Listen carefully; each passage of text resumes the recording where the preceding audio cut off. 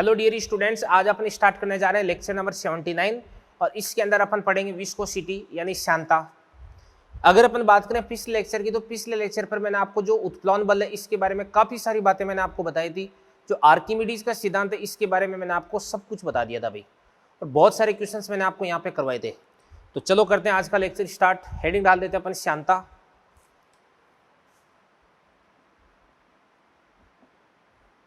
English में इसको अपन बोलते हैं विस्कोसिटी। देखो ध्यान से, कोई भी जैसे द्रव होते हैं, देखो सबसे पहले अपन ने एक फ्रिक्शन पढ़ा था, घर्षण नाम का टॉपिक पढ़ा था। घर्षण क्या होता है अभी? घर्षण होता है कि जब कोई भी जैसे मान के इसलिए का सतह, इसके ऊपर इस प्रकार से अपन ने कोई भी ब्लॉक रख रखा है, ये ब्लॉक रख रखा अपन ने, और यदि ये इस प्रकार से गति करता है तो इस स्थिति में ध्यान से देखना। देखो दो परतें यहां पर बन जाती। कौन कौन सी परत हो जाएगी? एक तो धरातल की ऊपरी परत और एक इस वस्तु की नीचे वाली परत। इन दोनों परतों के बीच में क्या होती है भी? सापेक्ष गति। और इस सापेक्ष गति की वजह से क्या उत्पन्न होता है बताओ? यहां पे उत्पन्न होता है घर्षण, और घर्षण की डायरेक्शन किधर की तरफ होती है? पीछे की तरफ। तो पीछे की तरफ अपन क्या लगा देते हैं? फ्रिक्शन लगा देते हैं। ठीक ऐसा नजारा अपने को किसके अंदर? द्रव के अंदर देखने को मिलता है। जो द्रव होता है उस द्रव का जो प्रवाह होता है, इस द्रव के प्रवाह को भी अपन कई सारी परतों के रूप में समझ सकते हैं। इसकी सबसे ऊपर वाली जो परत है इसकी वेलोसिटी सबसे ज्यादा होती है, और जैसे जैसे अपन नीचे की तरफ जाते हैं वैसे वैसे परतों की वेलोसिटी है वो घटते हुए क्रम में होती है भी। तो यहाँ पे किसी परत की वेलोसिटी ज्यादा, फिर कम, फिर कम, फिर कम। तो यहाँ पर भी परतों के बीच में सापेक्ष गति हो रही है, और इस सापेक्ष गति की वजह से इस द्रव के अंदर एक आंतरिक घर्षण उत्पन्न होता है, एक इंटरनल फ्रिक्शन जनरेट होता है। और इस आंतरिक घर्षण को ही अपन क्या बोल सकते हैं अभी?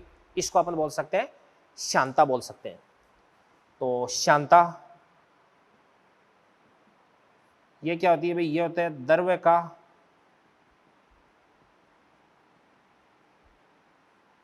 आंतरिक घर्षण बोल दो इसको आप, इंटरनल फ्रिक्शन बोल दो, या क्या बोल सकते हैं ध्यान से? द्रव का आंतरिक घर्षण बोल दो, और या फिर अपन बोल सकते हैं कि द्रव की जो परतें हैं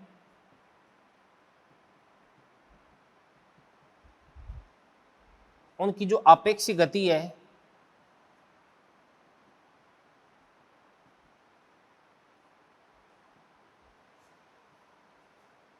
का विरोध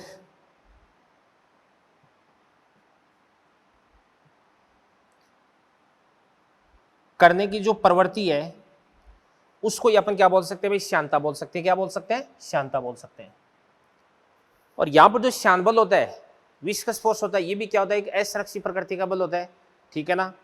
यानी इसके अंदर भी अपन यांत्रिक ऊर्जा संरक्षण का नियम नहीं लगा सकते हैं।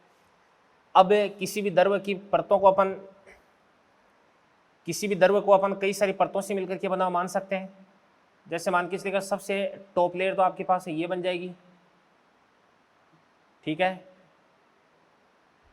इसके बाद लेयर आपके पास ये बन जाएगी, फिर इससे नीचे वाली लेयर है वो आपके पास ये बन जाएगी, और फिर उसके बाद इससे नीचे वाली जो लेयर आपके पास है ये बन जाएगी, फिर इससे नीचे वाली लेयर ये बन जाएगी, और फिर इससे नीचे वाली लेयर ये बन जाएगी। सबसे ऊपर वाली जो लेयर है इसकी वेलोसिटी कितनी होती है आपके पास? v। और जैसे जैसे अपन नीचे की तरफ आते हैं वैसे वैसे वेलोसिटी क्या होती है बच्चों? डिक्रीज होती है। इस वाली परत की वेलोसिटी सबसे ज्यादा है, और यदि इस परत से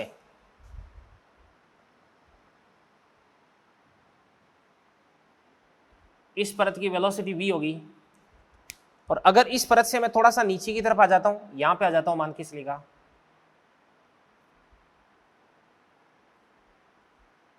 तो यहां पे वेलोसिटी वो घट करके कितनी हो जाती है आपके पास? v माइनस dv हो जाती है।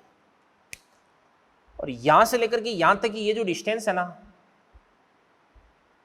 इस डिस्टेंस को अपन क्या बोल सकते हैं अभी? इसको अपन बोल सकते हैं dy बोल सकते हैं। क्या बोल सकते हैं? dy। अगर मैं dy नीचे आता हूं तो वेलोसिटी में कितने की कमी हो जाती है? dv की कमी हो जाती है। ठीक है ना? तो वेलोसिटी में कितने की कमी हो जाती है? dv की। और कितनी डिस्टेंस आपने चल ली dy, माइनस का चिन्ह लगा दो, तो इसको अपन बोल सकते हैं वेग प्रवणता। वेग प्रवणता यानी वेलोसिटी ग्रेडियंट हो जाएगी। तो क्या होती है वेग प्रवणता, क्या होती है भाई, दूरी के साथ वेग में परिवर्तन की जो दर होती है उसको ही अपन क्या बोलते हैं भाई, वेग प्रवणता बोलते हैं। और इसका मात्रक क्या हो जाएगा, वेग का मात्रक क्या होता है आपके पास मीटर पर सेकंड, और dy का मात्रक भी क्या हो जाएगा आपके पास मीटर, तो मीटर से मीटर कट जाएगा तो ये आपके पास हो जाएगा सेकंड इनवर्स बन जाएगा भाई। ये वेग प्रवणता हो चुकी है भाई। तो वेग प्रवणता क्या होती है भाई, दूरी के साथ वेग में कमी या वेग में परिवर्तन की जो दर है उसी को अपन क्या बोलते हैं, वेग प्रवणता बोलते हैं।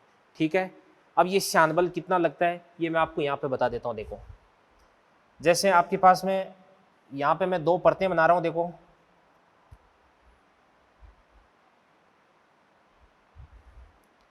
यहाँ पे इस प्रकार से द्रव्य की दो परतें हैं,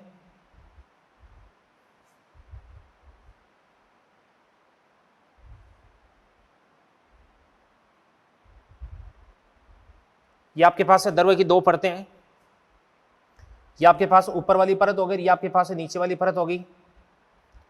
इसका जो एरिया वो कितना देगा आपके पास है ए, इसका जो एरिया वो भी कितना देगा आपके पास है ए। यहाँ पे इन दोनों परतों के बीच की जो डिस्टेंस है वो कितना देगा आपके पास है dy। यहाँ पे ये वाली जो परत है इसकी आगे की तरफ जो वेलोसिटी है वो कितना देगी v, इस परत की आगे की तरफ जो वेलोसिटी है वो कितना देगी आपके पास v माइनस क्या देगा आपके पास है dv।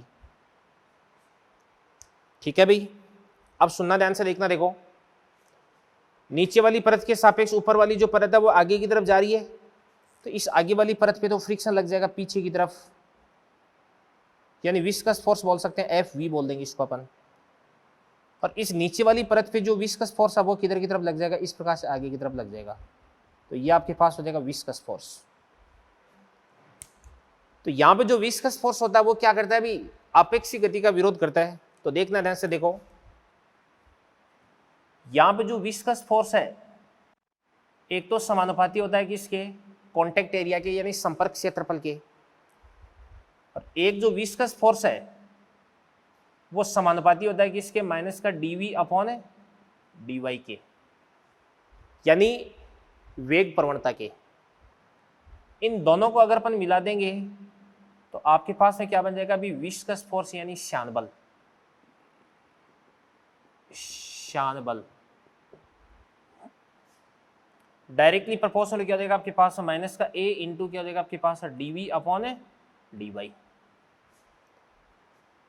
या यहां से आपके पास F बराबर माइनस का इटा a इंटू क्या हो जाएगा आपके पास dv अपॉन dy। यहां पे जो माइनस का चिन्ह है वो ये बताता है कि दूरी के साथ में जो वेग है वो क्या होता है, घटता है। इस कारण से मैंने माइनस का साइन यहाँ पे कंसीडर किया है। अब ये आपके पास में श्यान बल का फॉर्मूला आ चुका है। इसके बाद यदि इसका अपन मात्रक निकालते हैं, यहाँ पे इट्टा की बात करते हैं, इट्टा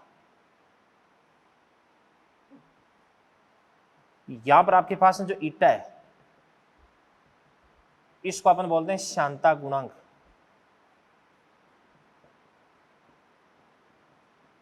यानी विस्कोसिटी कोएफिशिएंट। और इसका अगर मात्रक निकालते हैं तो F का मात्रक क्या देगा आपके पास है न्यूटन, इसका मात्रक निकाल रहे हैं, A का मात्रक क्या देगा आपके पास मतलब मीटर स्क्वायर, वेग का मात्रक क्या होता है आपके पास है मीटर पर सेकेंड, इसका मात्रक क्या होता है आपके पास है मीटर, तो मीटर से गया मीटर, तो यहां से आपके पास है इसका जो मात्रक है इसका मात्रक क्या होता है आपके पास है न्यूटन इंटू सेकेंड पर मीटर स्क्वायर। ठीक है ना, और यहां पे इसको अपन क्या बोलते हैं, इसको अपन बोलते हैं पोइसेली। क्या बोलते हैं, पोइसेली।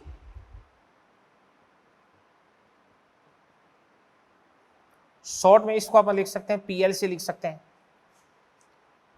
और सीजीएस पद्धति में अगर अपन बात करते हैं तो इसका इट्टा का मात्रक क्या होता है, न्यूटन की जगह क्या देगा आपके पास है डाइन, सेकंड का सेकंड हो जाएगा, और मीटर स्क्वायर का क्या देगा आपके पास है सेंटीमीटर स्क्वायर। इसको अपन क्या बोलते हैं, इसको अपन बोलते हैं पोइज, यानी POISE, ठीक है ना। तो अब देखना ध्यान से देखो, यहां पे पोइसेली और पोइज में रिलेशन निकालता हूं तो आपके पास 1 न्यूटन सेकेंड पर क्या हो जाएगा आपके पास है मीटर स्क्वायर बराबर 1 का 1 न्यूटन कितना होता है आपके पास है 10 की पावर 5 डाइन इंटू क्या देगा आपके पास है सेकेंड 10 की पावर 4 सेंटीमीटर स्क्वायर। तो ये आपके पास हो जाएगा 1 या पोइसेली बराबर 10 की पावर 5 बटे 10 की पावर 4 10, ये आपके पास हो जाएगा पोइस। तो एक पोइसेली में कितने पोइस होते हैं भाई 10 पोइस होते हैं। कितने पोइस होते हैं 10 पोइस होते हैं, ऐसे याद रख सकते हो। एक पल में 10 पोज, पोज जानते हो पोज क्या होता है, फोटो खींचते हैं उसको पोज देते हैं। तो एक पल में 10 पोज, समझ में आ गई ना बात है ये चीज। तो ये क्या होती है श्यानता, वेग प्रवणता क्या होती है शांत, मतलब उसको अपन किस प्रकार से कैलकुलेट करते हैं, शांता गुणांक है वो क्या होता है, शांता गुणांक इसका SI मात्रा क्या होता है, इसका CGS मात्रा क्या होता है, इनके बीच में रिलेशन क्या होता है, ये बातें अपन ने यहाँ तक डिस्कस कर ली है। तो इन चीज़ों को नोट करें, फिर अपन आगे बढ़ते हैं भाई। तो चलिए बच्चों, इसके बाद में अपन पढ़ते हैं एक नियम जिसका नाम है स्टोक का नियम। तो क्या नियम दिया था स्टोक ने, ध्यान से देखना, देखो स्टोक का नियम। तो सबसे पहली बात है कि स्टोक का नियम किसके लिए लागू होता है भाई, कोई भी जैसे आपके पास गोलाकार पिंड होता है उसके लिए लागू होता है। और जैसे मान के चलेगा ये कोई भी एक गोलाकार पिंड है, इस गोलाकार पिंड की जो त्रिज्या वो आपके पास में कितना देगी R हो जाएगी, और ये इस प्रकार से इधर की तरफ v वेग से गति कर रहा है।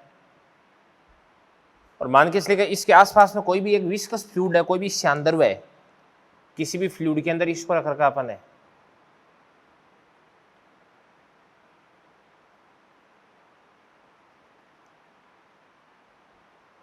तो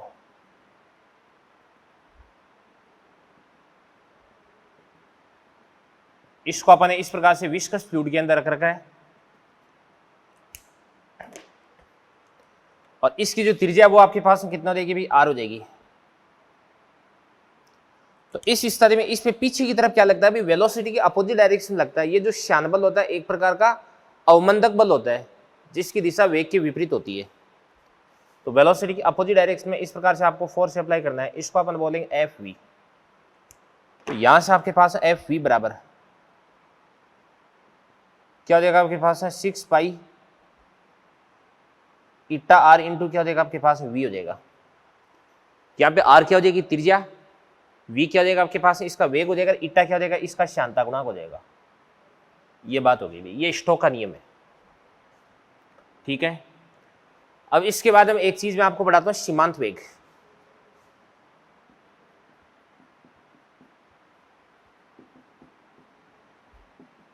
सीमांत वेग को इंग्लिश में अपन बोलते हैं टर्मिनल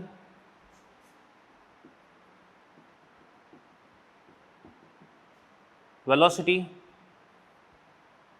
क्या होती है टर्मिनल वेलोसिटी, ध्यान से देखना, देखो जैसे मान के चलेगा ये अपने पास में कोई भी द्रव है, यहां पे इस प्रकार से कोई भी फ्लूइड है,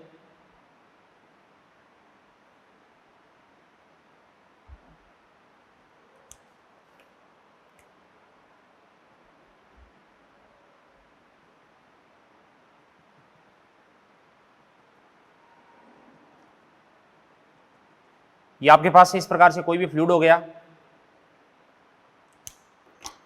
और इसके अंदर अपन क्या करते हैं, कोई भी गोलीय पिंड है उस पिंड को अपन छोड़ते हैं। ये जो फ्लूइड द्रव है इसका घनत्व कितना देगा आपके पास रो, और इसकी श्यानता वो कितना हो जाएगी आपके पास ईटा हो जाएगी। इसके अंदर कोई भी जैसे मान के चलेगा गोलाकार पिंड है, उस पिंड को अपन यहां से रिलीज करते हैं। यहां पर इसका जो प्रारंभिक वेग है वो कितना देगा आपके पास u बराबर 0।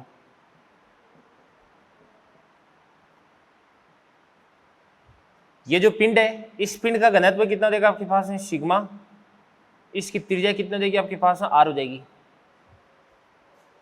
अब जैसे इसको आप यहाँ से रिलीज करते हैं तो ऑब्वियसली यहाँ पे सिग्मा की वैल्यू रो से ज़्यादा है, यानी इस पे नीचे की तरफ लगने वाला जो mg है वो उत्प्लवन बल से ज़्यादा होगा। जैसे ये जो पिंड है वो नीचे की तरफ गति करेगा और नीचे की तरफ इस पे नेट फोर्स लग रहा है, इस कण से त्वरित गति करेगा और समय के सापेक्ष इसका जो वेग है वो बढ़ेगा। और जैसे जैसे इसके पास में वेग आएगा वैसे वैसे पीछे की तरफ इस पे क्या लगेगा कि विस्कस फोर्स, एक शान बल लगने लग जाएगा, ठीक है ना। और जैसे जैसे वेग में बढ़ोतरी होगी वैसे वैसे ऊपर की तरफ लगने वाला जो शान बल है उसमें भी क्या हो जाएगी, बढ़ोतरी हो जाएगी। और एक स्थिति ऐसी आएगी कि नीचे की तरफ लगने वाला बल और ऊपर की तरफ लगने वाला बल बराबर हो जाएगा। तो इस स्थिति में इस पे नेट फोर्स का मान 0 हो जाएगा, तो त्वरण का मान भी 0 हो जाएगा, इसकी वेलोसिटी कांस्टेंट हो जाएगी। और उस वेलोसिटी को अपन क्या बोलते हैं, टर्मिनल वेलोसिटी बोलते हैं। क्या बोलते हैं, टर्मिनल वेलोसिटी। तो थोड़ी देर बाद में से ये यहां पर पहुंच जाएगा,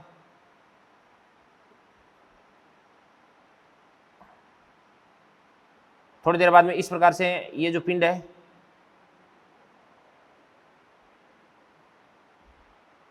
ये यहां पर पहुंच जाएगा और यहां तक पहुंचते इसका जो वेग है वो कितना हो जाएगा आपके पास में v, इसकी वेलोसिटी हो जाएगी आपके पास में v।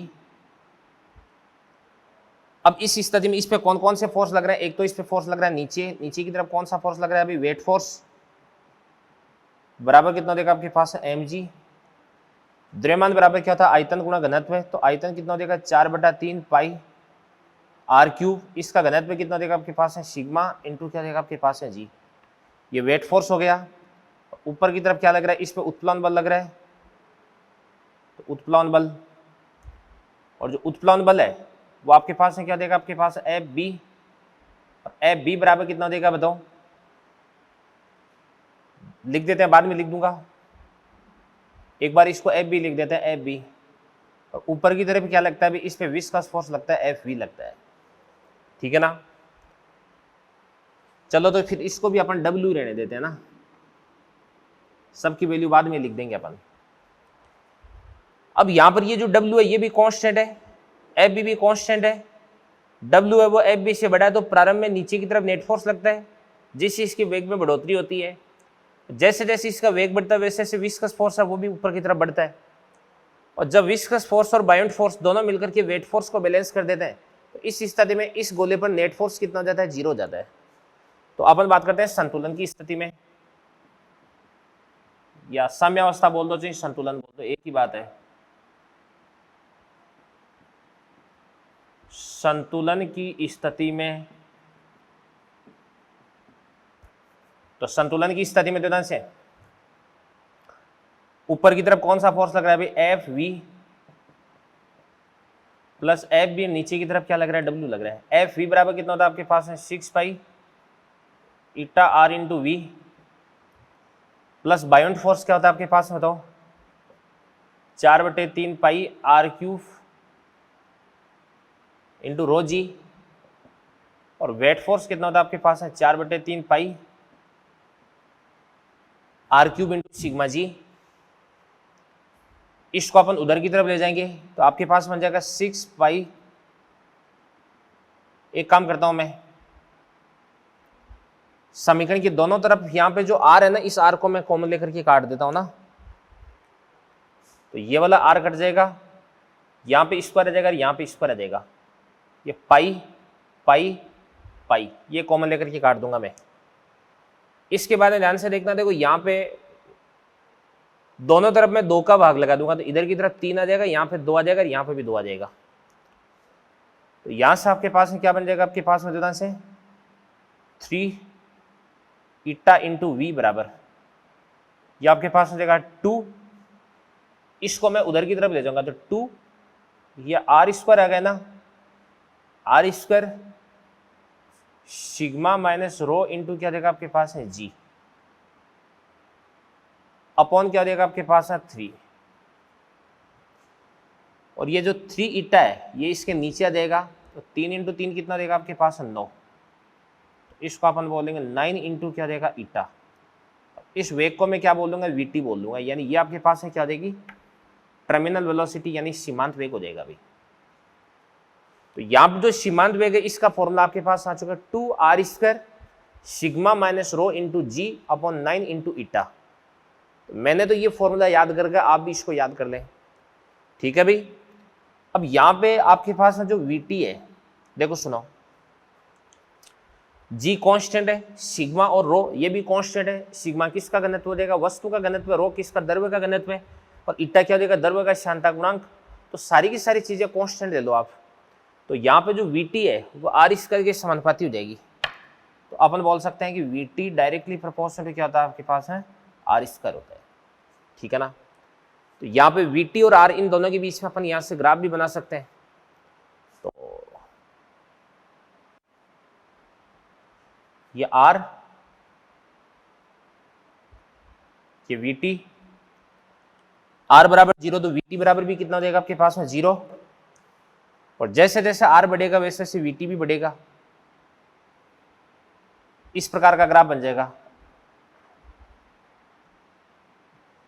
और ग्राफ का नाम आपके पास हो जाएगा परवलयाकार। क्या हो जाएगा, परवलयाकार हो जाएगा भाई, ठीक है। अब आगे बढ़ते हैं अपन, फिर देखो तो यहां से आपके पास आ जाएगा वीटी डायरेक्टली प्रोपोर्शनल क्या आ जाएगा, आर स्क्वायर आ जाएगा। ये आपके पास एग्जैक्ट फॉर्मूला हो गया। अब कई बार ऐसा क्वेश्चन बोल दिया जाता है कि बहुत सारी, जैसे मान के बहुत सारे छोटे छोटे गोले हैं या बहुत सारी छोटी छोटी गोलिकाएं हैं, उन गोलिकाओं को मिलाकर के एक बड़ा गोला बनाया जाता है। समरूप गोलिकाएं, उनको मिलाकर के एक बड़ा गोला बनाया जाता है। तो इनकी जो टर्मिनल वेलोसिटी, सीमांत वेग है, उनके अंदर क्या रिलेशन होगा, ये अपन देखने वाले हैं यहाँ पे। तो अपन देख सकते हैं कि यदि स्मॉल एन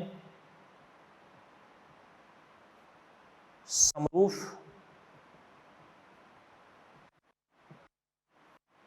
गोलिकाएं मिलकर के क्या बनाती, एक बड़ा गोला। तो इस स्थिति में ध्यान से देखना, देखो ये जो गोलिकाएं, इनकी त्रिज्या कितनी देगी आपके पास, स्मॉल आर। गोलिका की त्रिज्या कितना देगी आपके पास, स्मॉल आर। और इनका जो टर्मिनल वेग है वो कितना देगा आपके पास, वी स्मॉल। और इस गोले की जो त्रिज्या वो कितना देगा, कैपिटल आर। और इसका ये आपके पास हो जाएगा वी, ये आपके पास हो जाएगा लार्ज। ये सीमांत वेग हो गया। तो यहां से अपन क्या लिख सकते हैं अभी, दोनों का वॉल्यूम बराबर कर दो। तो इसको अपन लिख सकते हैं n into 4/3 pi r cube बराबर 4/3 पाई आर क्यूब। तो यहां से आपके पास आर बराबर कितना देगा, एन की पावर 1/3 इंटू क्या देगा आपके पास आर, या आर स्क्वायर बराबर कितना देगा आपके पास, एन की पावर 2/3 इंटू क्या देगा आपके पास में आर स्क्वायर। ये दोनों तरफ से मैंने स्क्वायर कर दिया है। अब आपको पता है कि सीमांत वेग है वो आर स्क्वायर के समानुपाती है। तो अपन क्या लिख सकते हैं, देखो क्या देगा आपके पास, V large upon V small बराबर लार्ज की रेडियस क्या देगी आपके पास, आर स्क्वायर अपॉन क्या देगा आपके पास, आर स्क्वायर बराबर। तो r square upon r square बराबर कितना देगा, एन की पावर 2/3। यानी ये आपके पास बन जाएगा वी लार्ज बराबर एन की पावर 2/3 इंटू क्या देगा आपके पास में वी स्मॉल। तो अगर आपके पास है समरूप जो गोलिकाएं, उनकी संख्या आपके पास मालूम है, तो इस स्थिति में आप क्या कर सकते हैं, जो बड़ा गोला बन रहा है इसका सीमांत वेग यहां से आप कैलकुलेट कर सकते हैं, ठीक है ना। तो सीमांत वेग के बारे में और भी मेरे को कुछ बातें बतानी है, तो एक बार इन चीजों को नोट करें, फिर अपन आगे बढ़ते हैं। तो देखिए बच्चों, अब तक अपन ने ये पढ़ लिया है कि सीमांत वेग क्या होता है। अभी अगर किसी भी धातु के गोले को किसी भी लिक्विड के अंदर छोड़ा जाता है, तो इस स्थिति में पहले वो नीचे की तरफ त्वरित होता है, इसका वेग बढ़ता है, और कुछ देर बाद में इसका जो वेग है वो क्या हो जाता है, कांस्टेंट हो जाता है। और इस कांस्टेंट वेग को ही अपन क्या बोलते हैं, सीमांत वेग बोलते हैं, ठीक है ना। अब देखना जैसे देखो, अपन यहाँ पे v और a का यानी वेलोसिटी और एक्सलेरेशन, इन दोनों का यहाँ पे ग्राफ बनाने वाले हैं। तो देखो ध्यान से,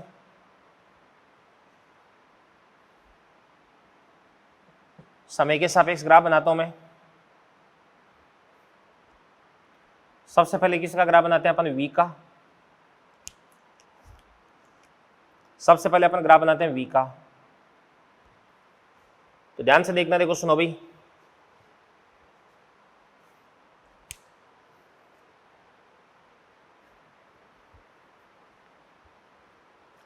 सबसे पहले यहां पे अपन v का ग्राफ बनाते हैं टाइम के रेस्पेक्ट में। तो ध्यान से देखना, देखो पहले जो v आपके पास है कितना है, 0 है। v लगातार बढ़ता है और थोड़ी देर बाद में जाकर के v क्या हो जाता है, ऑलमोस्ट कांस्टेंट हो जाता है।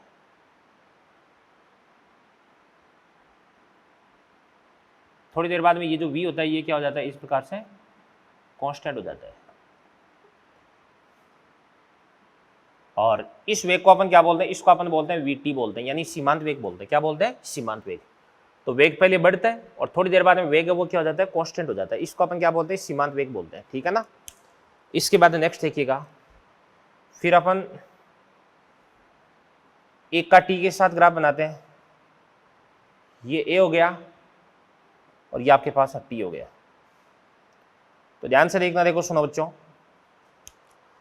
जैसे ये जो गेंद है इस गेंद को रिलीज किया जाता है, वैसे इस पे नीचे की तरफ क्या लगता है, वेट फोर्स, ऊपर की तरफ लगता है बायोंट फोर्स, तो नेट फोर्स नीचे की तरफ है, तो परिणामी त्वरण भी नीचे की तरफ होगा। और अभी ध्यान से देखना, देखो ऊपर की तरफ कोई भी विस्कस फोर्स नहीं है क्योंकि इसका वेग 0 है। ठीक है ना। तो इस कारण से इसका त्वरण वो क्या होता है, अधिकतम होता है, मैक्सिमम त्वरण होता है भाई, मैक्सिमम होता है। और फिर उसके बाद जैसे ही अपन क्या करते हैं भाई, गोले को छोड़ते हैं, टाइम बढ़ता है, तो ऊपर की तरफ विस्कस फोर्स लगने लग जाता है जो कि त्वरण को कम कर देता है। और थोड़ी देर बाद में जो त्वरण है वो घट करके कितना हो जाता है, इस प्रकार से यूं 0 हो जाता है भाई, 0 को टच कर जाता है। थोड़ी देर बाद में ये क्या हो जाता है, इस प्रकार से 0 हो जाता है। तो वेग है वो तो क्या होता है अभी, बढ़ता है, कांस्टेंट हो जाता है। त्वरण है वो क्या होता है, घटता है, और घट करके कितना हो जाता है, 0 हो जाता है अभी। ठीक है। और बस ये दो ग्राफ हो गए। अब इसके बाद नेक्स्ट आपको एक चीज और ध्यान रखनी है भी, अगली चीज सुनना भी। देखो कई बार क्या होता है कि अपन क्या करते हैं भी, कोई भी जैसे गोला, इस गोले को अपन किसी भी ऊंचाई से गिराते हैं, लिक्विड के अंदर किसी ऊंचाई से गिराते हैं। ठीक है ना। तो यदि गोले को द्रव सतह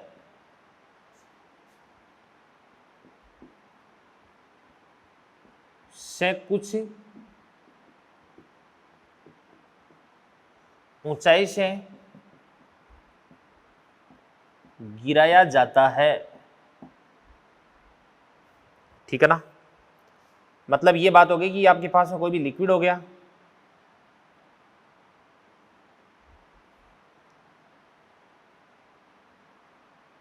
ठीक है भाई, ये द्रव की मुक्त सतह हो गई, और फिर उसके बाद इस गेंद को ना, इस गोले को यहां से आप गिरा रहे हैं u बराबर 0 से, और ये वाली जो हाइट है ना, ये वाली हाइट ये आपके पास h हो जाएगी भी। ठीक है ना। अब बात सुनना भी, अगर यहां से आपने इसको गिरा दिया, यहां पे इसका वेग कितना भी 0 है, और फिर उसके बाद जैसे जैसे नीचे की तरफ गति करेगा, तो यहाँ पे इसमें mg है वो वर्कडन करेगा, कार्य करेगा, जिसकी वजह से कुछ वेग अर्जित करेगा। और धरातल से, मतलब ये जो पानी द्रव की जो सतह है, इस सतह से टकराते टाइम ये कुछ वेग अर्जित कर लेगा। अब यहाँ पे दो शर्तें हो सकती है कि या तो ये जो वेग है वो सीमांत वेग से क्या होगा भाई, कम होगा, और या जो वेग है वो क्या हो जाएगा, सीमांत वेग से ज्यादा हो जाएगा। ठीक है ना। तो यहां से जैसे ये टकराएगा, तो टकराते टाइम इसका जो वेग है वो कितना देगा आपके पास में, v बराबर, ये आपके पास में वेग कितना देगा आपके पास में v, और यहां पर आपके पास में v बराबर कितना देगा भाई, आप सब जानते हैं √2gh होता है। अब इसके बाद में एक केस तो अपन ये देखते हैं फर्स्ट, कि यदि आपके पास में जो v है वो सीमांत वेग से भी बड़ा हो गया अभी। यदि जो v है वो क्या भी सीमांत वेग से भी बड़ा है,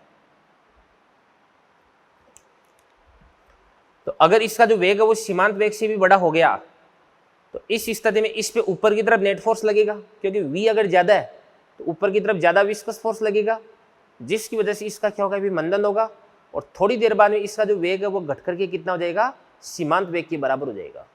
यानी अल्टीमेटली इसको सीमांत वेग पर ही आना अभी। तो टाइम के रेस्पेक्ट में इसका ग्राफ कैसा बनने वाला है, देवदान से ऐसा ग्राफ बनेगा। देखो यहां से t बराबर 0 से आपने इसको रिलीज किया है, ठीक है, तो ये आपके पास में v हो गया और ये आपके पास में t हो गया। यहाँ पे ये जो लाइन है,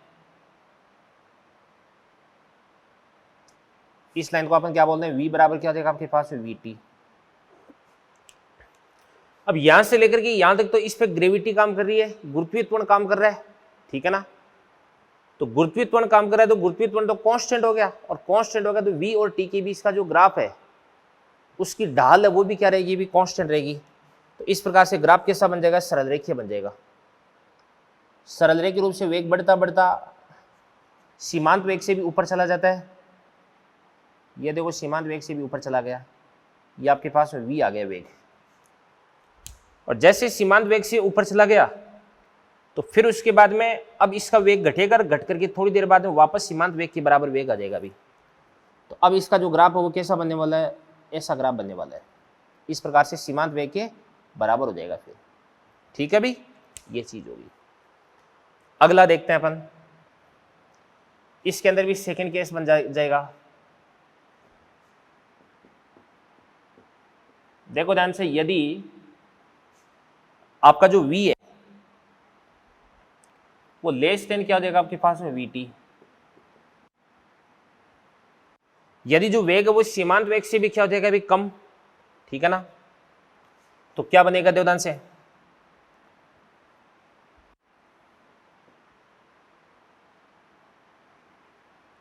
ये t ले लो,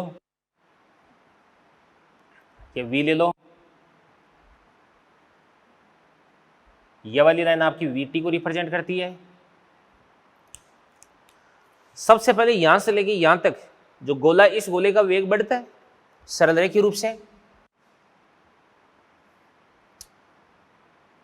ये आपके पास में वेग हो गया v,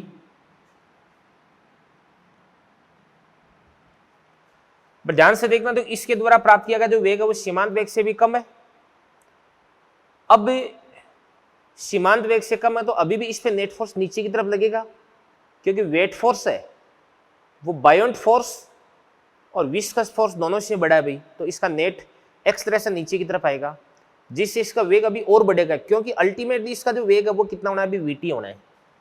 तो अब इसका यहां से वेग बढ़ना स्टार्ट होगा, बट सरल रेखीय रूप से नहीं, इस प्रकार से बढ़ करके थोड़ी देर बाद में vt को प्राप्त कर लेगा, और फिर उसके बाद इसका वेग क्या हो जाएगा, इस प्रकार से यूं कांस्टेंट हो जाएगा अभी। तो इस प्रकार का ग्राफ आपको देखने को मिलेगा अभी, ठीक है। इसके बाद नेक्स्ट मैं आपको एक चीज बता देता हूं कि जैसे ही कोई भी गेंद है, इस गेंद को अपन किसी भी द्रव के अंदर रिलीज करते हैं तो इस पे नीचे की तरफ तो वेट फोर्स लगता है, ऊपर की तरफ बायोंट फोर्स और विस्कस फोर्स लगता है। विस्कस फोर्स एक प्रकार का श्यान बल, जिसको अपन क्या बोल सकते हैं, एक प्रकार का प्रतिरोधी बल, विरोधी बल हो गया।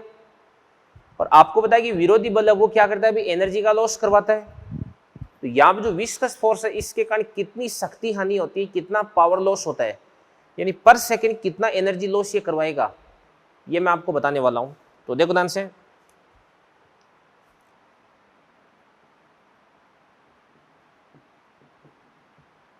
सीमांत स्थिति में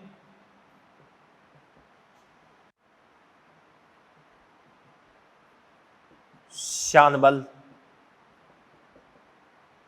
नीट में आ चुका है ये क्वेश्चन, विरोधी बल के कारण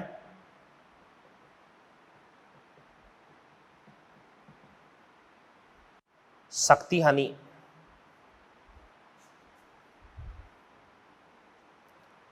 जैसे मान के चलिएगा ये कोई गोला है,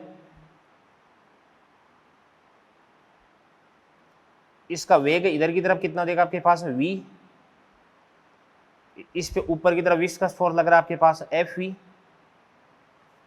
ठीक है ना, विस्कस फोर्स ऊपर की तरफ लग रहा है। तो शक्ति यानी की बात करते हैं P बराबर, पावर बराबर क्या होता है आपके पास फोर्स इंटू वेलोसिटी। तो फोर्स इंटू वेलोसिटी क्या देगी आपके पास में, बताओ Vt, Vt हो गया। फोर्स ऊपर की तरफ है, वेलोसिटी नीचे की तरफ है, तो यहां पे माइनस का साइन आना चाहिए, बट मैंने लिख दिया शक्ति हानि, तो हानि वैसे माइनस में होती है, बताने की जरूरत नहीं है। तो यहां से आपके पास में से आप जानते हैं कि एफ वी डायरेक्टली प्रोपोर्शनल क्या होता है आपके पास में, एफ बराबर कितना होता है, चलो लिख ही देते हैं फॉर्मूला। एफ बराबर कितना होता है आपके पास में 6 पाई ईटा आर इंटू क्या देगा आपके पास है वीटी, और वीटी क्या देगा आपके पास में वीटी स्क्वायर। 6 पाई और ईटा ये कांस्टेंट है, तो यहां से आपके पास में क्या बन जाएगा, जो से P directly proportional to r into क्या देगा आपके पास में वीटी स्क्वायर।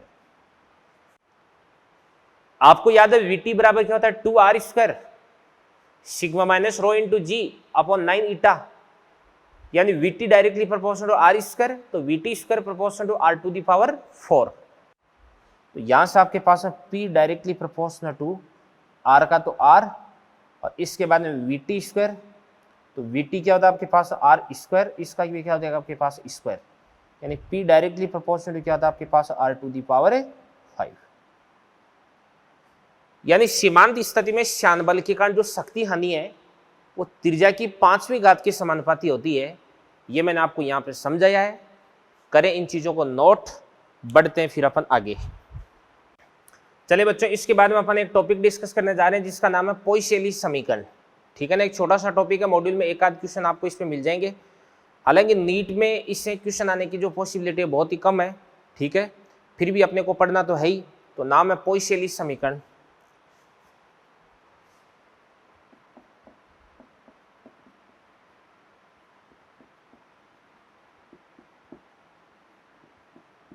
क्या कहती है पोइसेली समीकरण, जैसे मान के चलिए ये आपके पास में कोई भी नलिका है,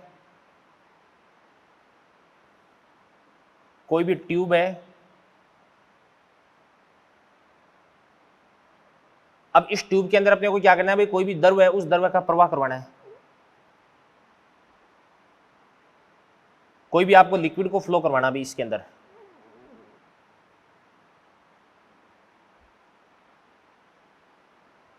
ठीक है ना। तो सुनना ध्यान से, देखना, देखो जैसे मान के लिए ये आपके पास है कोई भी लिक्विड है,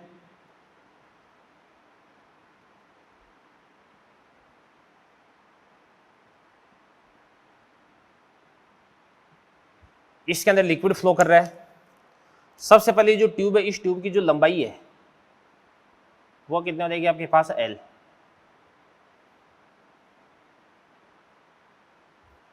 और इसके बाद इस ट्यूब की जो त्रिज्या है, ये त्रिज्या कितनी हो जाएगी आपके पास R।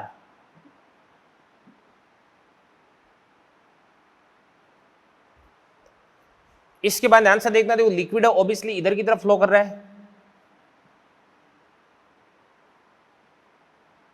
इधर की तरफ फ्लो कर रहा है, इधर की तरफ फ्लो कर रहा है, तो यहां पे तो क्या देगा आपके पास हाई प्रेशर, और इधर की तरफ क्या देगा आपके पास लो प्रेशर। ये हाई प्रेशर होगा, ये आपके पास लो प्रेशर हो गया भाई, क्योंकि लिक्विड हमेशा हाई प्रेशर से लो प्रेशर की तरफ फ्लो करता है, और इसके अंदर जो भी आपने लिक्विड दे रखा है उसका श्यानता गुणांक ये आपके पास ईटा हो गया, ठीक है ना। यहां पे जो प्रेशर है, यहां पे मान के इसलिए का जो प्रेशर है वो कितना आपके पास है P, तो यहां पे जो प्रेशर है वो कितना देगा आपके पास है P प्लस क्या देगा आपके पास है डेल्टा P, ये दाब हो गया भी यहां पे, ठीक है। तो यहां पे इस पाइप के अंदर जो आयतन प्रवाह की दर है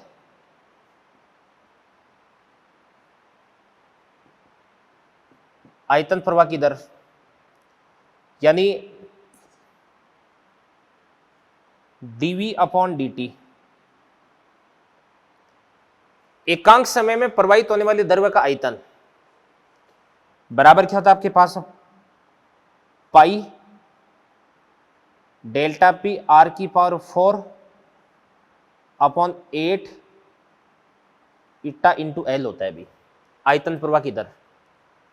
आयतन प्रवाह की दर को अपन क्या बोल सकते हैं अभी, इसको अपन बोल सकते हैं क्यू बोल सकते हैं, क्या बोल सकते हैं, क्यू, क्यू भी लिख सकते हैं इसको अपन। अब यहां पे इसको अपन ऐसे लिख सकते हैं कि आयतन प्रवाह की जो दर है dv upon dt directly proportional to क्या देगा आपके पास है डेल्टा पी आर की पावर 4 अपॉन एल हो जाएगा अभी 8 इटार, ये सारी सारी चीजें क्या हो जाएगी, कांस्टेंट हो जाएगी, ठीक है ना, ये चीजें अभी। अब सुनना ध्यान से देखना, देखो जैसे मान के इसलिए का दो ट्यूब है, इन दोनों ट्यूब्स को मैंने एक दूसरे के श्रेणी क्रम में जोड़ दिया।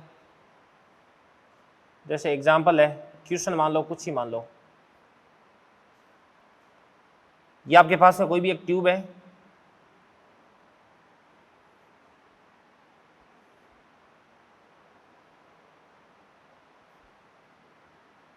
और ये अपने पास में इस प्रकार से कोई भी दूसरी ट्यूब है,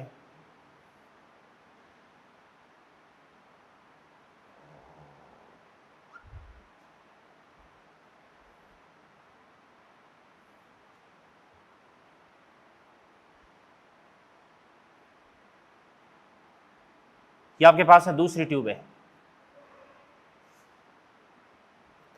तो यहां पे देखना ध्यान से देखो,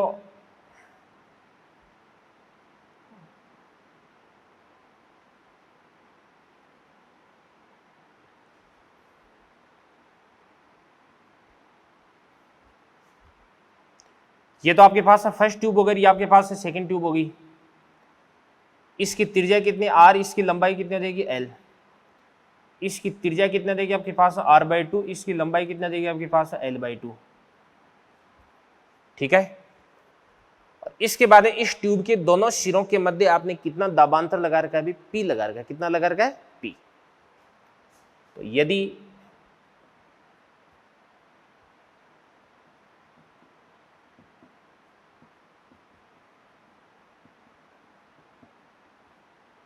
दोनों नलिकाओं के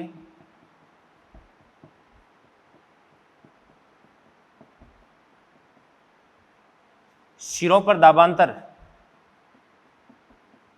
P है, तो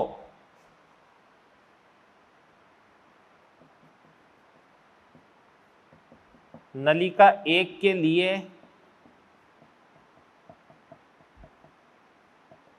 दाबांतर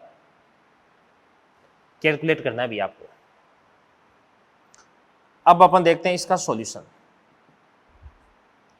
देखो बेटा, देखो प्रति सेकंड जितना लिक्विड इस पहली नलिका के अंदर प्रवेश करेगा उतना लिक्विड दूसरी नलिका के अंदर प्रवेश करेगा, यानी श्रेणी क्रम में दोनों नलिकाओं के लिए आयतन प्रवाह की दर क्या हो जाएगी आपके पास है सेम। तो अपन लिख सकते हैं श्रेणी क्रम के लिए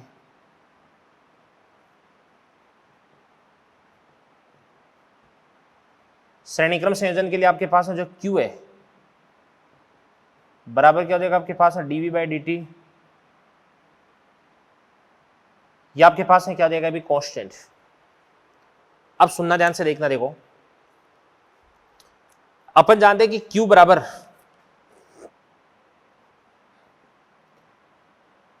पाई P लिख दो इसको अपन R की पावर 4 अपॉन क्या देगा आपके पास 8 इटा L। तो यहां पे Q constant,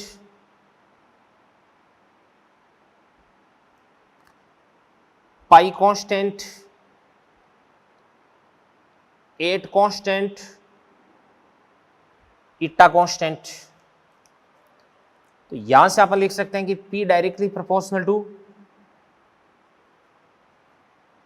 L upon R की पावर 4।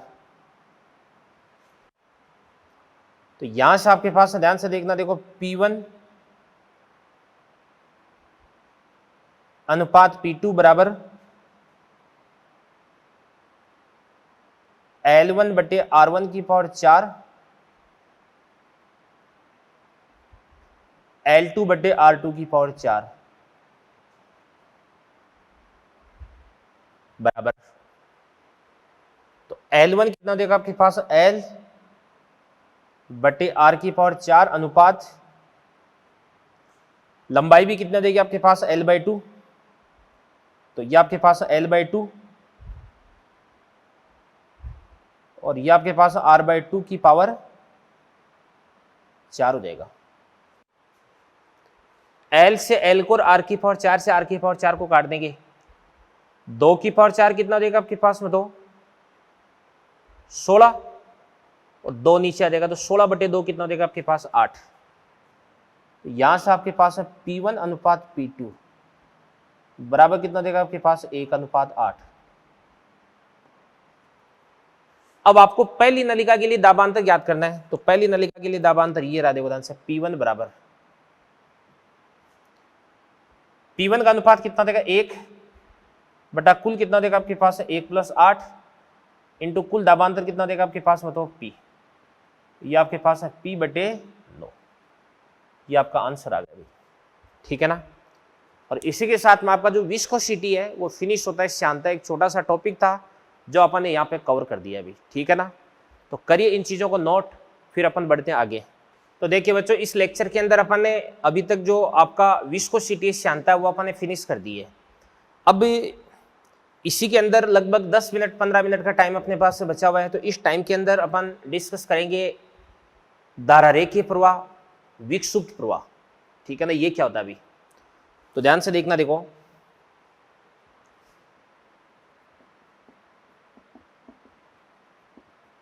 धारारेखीय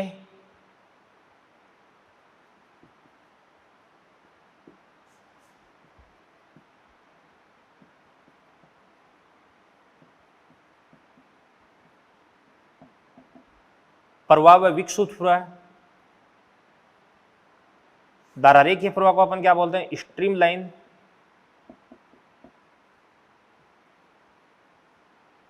फ्लो एंड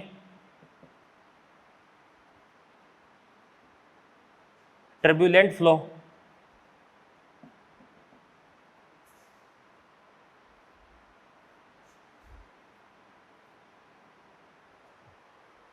धारारेखीय प्रवाह और विक्षुब्ध प्रवाह क्या होता है, अभी ध्यान से देखना। देखो देखो नाम, सबसे पहले अपन बात करते हैं धारारेखीय प्रवाह की बात करते हैं। देखिएगा, जैसे मान के इसलिए कि ये आपके पास इस प्रकार से कोई भी नलिका है, इसके अंदर इस प्रकार से लिक्विड फ्लो कर रहा है।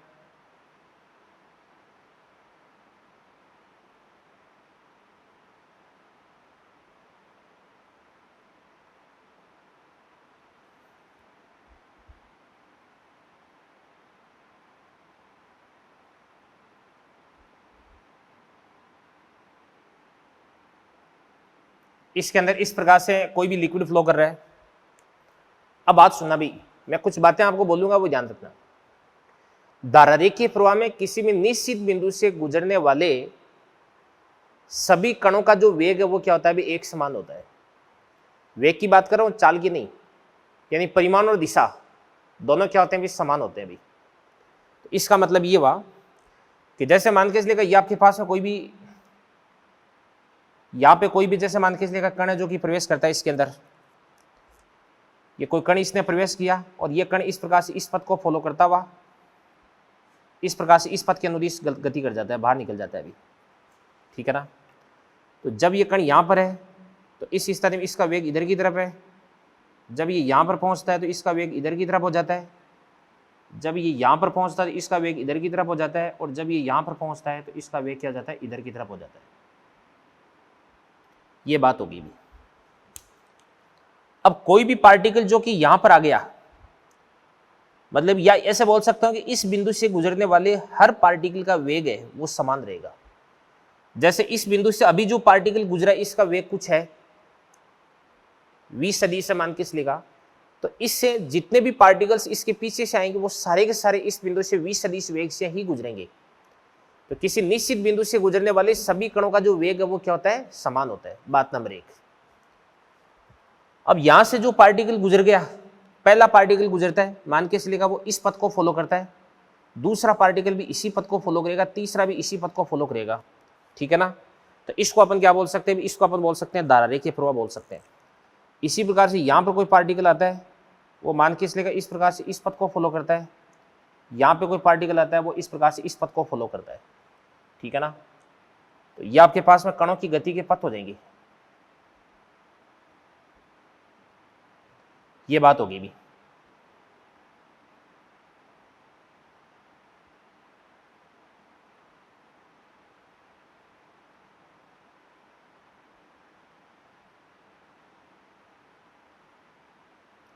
तो इसकी क्या क्या खास बात होती है, ध्यान से देखना। देखो, किसी भी निश्चित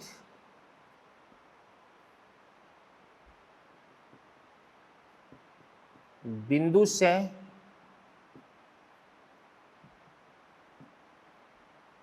गुजरने वाले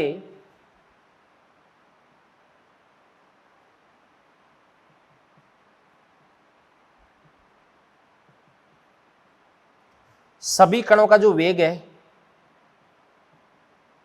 वो क्या होता है, अभी समान होता है।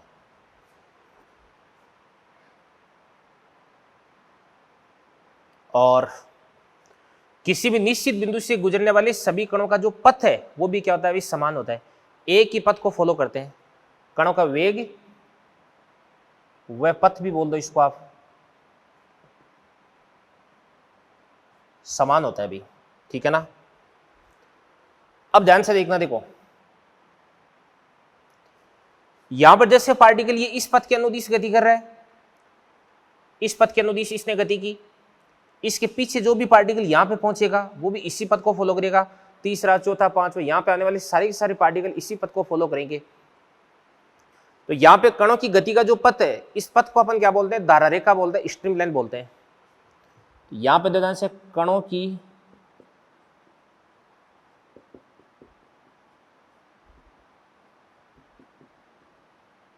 गति का जो पथ है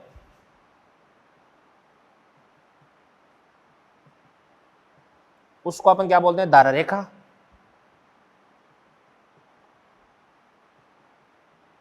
स्ट्रीम लाइन बोलते हैं। अगली बात सुनो भाई, कोई भी जैसे आपके पास है धारा रेखा है, धारा रेखा पर अगर आपने तो वो जो स्पर्शरेखा है वो उस बिंदु पर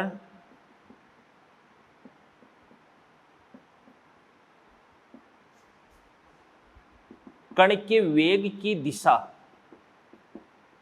को बताती है।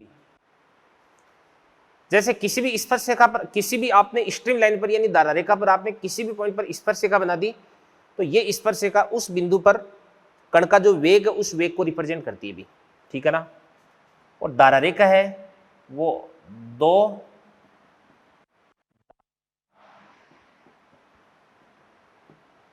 रेखाएं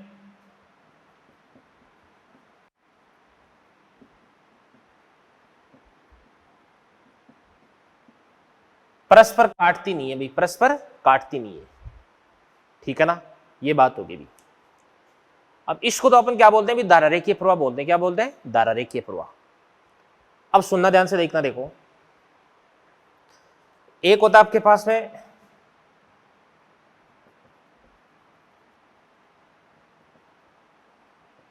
ट्यूबुलर फ्लो। ये ट्यूबुलर फ्लो क्या होता है भाई, इसको हिंदी में बोलते हैं कुछ नलिकीय प्रवाह। ये ट्यूबुलर फ्लो ही तो है।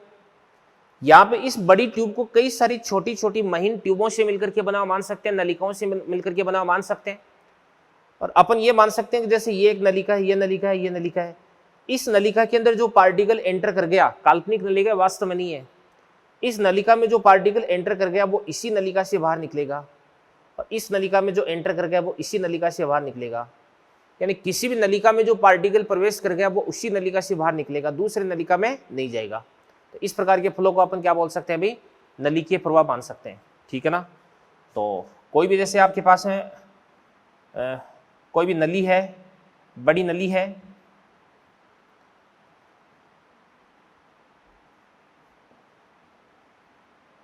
उसको अपन कई सारी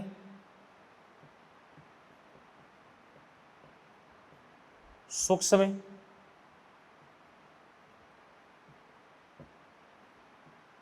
नलिकाओं से मिलकर के बना हुआ मान सकते हैं। तो इसको अपन क्या बोल सकते हैं, ट्यूबुलर फ्लो बोल सकते हैं। ये भी एक प्रकार का धारारेखीय प्रवाहित हो गया, स्ट्रीमलाइन फ्लो हो गया, ठीक है ना। और एक होता है, ध्यान से देखना, देखो एक होता है laminar flow.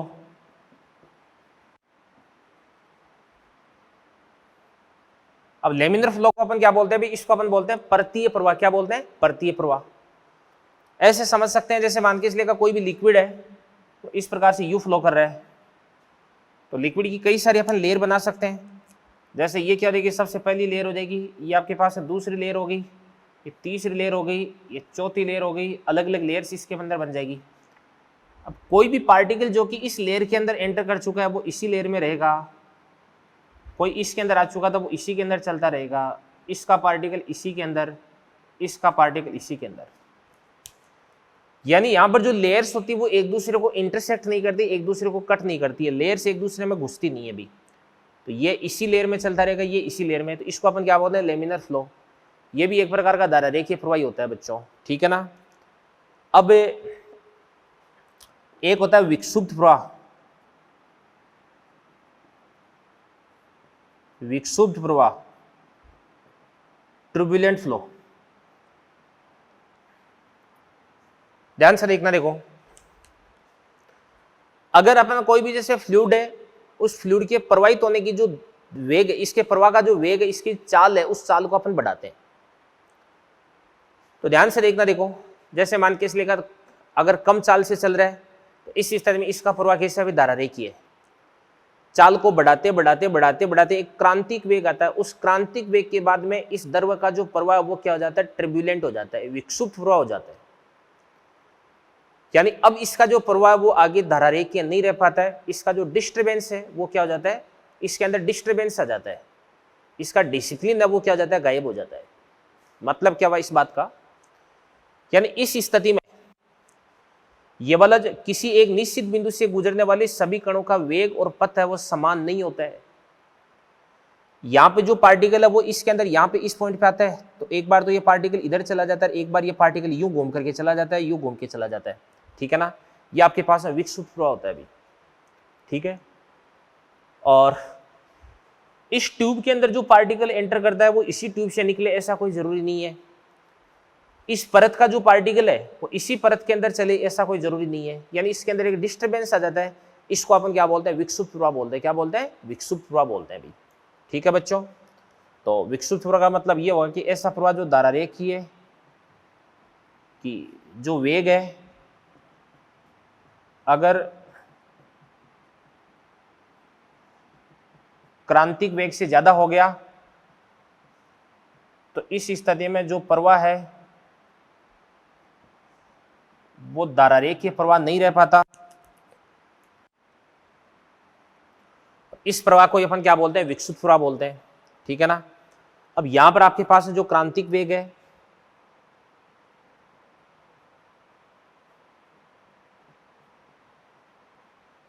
Vc directly proportional क्या होता है आपके पास है, द्रव्य का श्यानता गुणांक, ठीक है ना, बट्टे R इंटू क्या देगा आपके पास, रो देगा। तो इट्टा तो क्या होता है आपके पास है, द्रव्य का श्यानता गुणांक होता है, R क्या होता है, नलिका की त्रिज्या होती है, रो क्या होता है, द्रव्य का घनत्व होता है, ठीक है ना। अब यहां से आपके पास Vc डायरेक्टली प्रोपोर्शनल को हटा देंगे तो R आ जाएगा। तो R ये आपके पास इट्टा अपॉन R इंटू क्या देगा आपके पास, रो देगा। यहां पे जो R है इस R को अपन क्या बोलते हैं, रेनॉल्ड्स नंबर बोलते हैं। इसको अपन क्या बोलते हैं, रेनॉल्ड्स संख्या बोलते हैं। क्या बोलते हैं, रेनॉल्ड्स संख्या, रेनॉल्ड्स संख्या बोलते हैं भी। अब ध्यान से देखना, देखो सुनो भाई,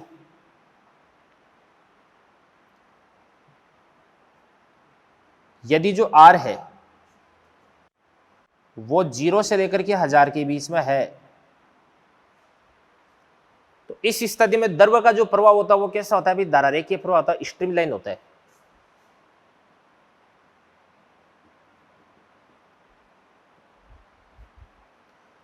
ठीक है।